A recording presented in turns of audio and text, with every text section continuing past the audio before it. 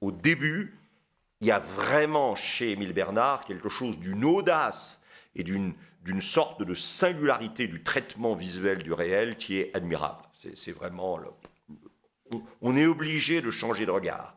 Et quand vous voyez les Bretonnes aux ombrelles qui datent de 1892, donc 4 ans après, vous sentez bien dans les ombrelles la tendance à la création de formes pures qui s'opposent à d'autres formes pures, probablement les linéarités flammes des cyprès derrière. Il y a une manière de trahir la forme apparente du visible pour en faire des formes élémentaires ou pour les faire tendre vers des formes élémentaires qui est de l'essence de Cuno à Miet. Et là, j'insiste sur, regardez, cette sorte de, comment dirais-je, d'arbitraire de la couleur.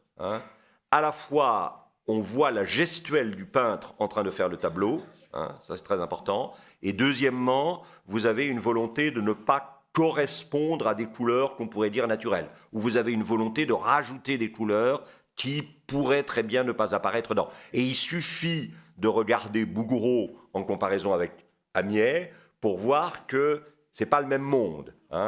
Dans Bouguereau, ce qui compte, c'est le quoi. Et le quoi, c'est quoi? C'est le cas de le dire. C'est une sœur et un frère breton. Et ce qui intéresse, évidemment, c'est le breton bretonnant.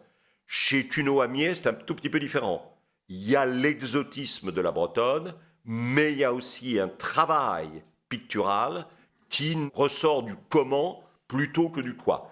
Et ça, c'est fondamental. Ce qui, pour moi, représente la modernité, c'est le moment où les peintres vont oublier la question du quoi, au profit de la question du comment. Donc, n'importe quel sujet, le plus simple, peut être un sujet pour la peinture, à condition que le comment, effectivement, brise la familiarité du sujet.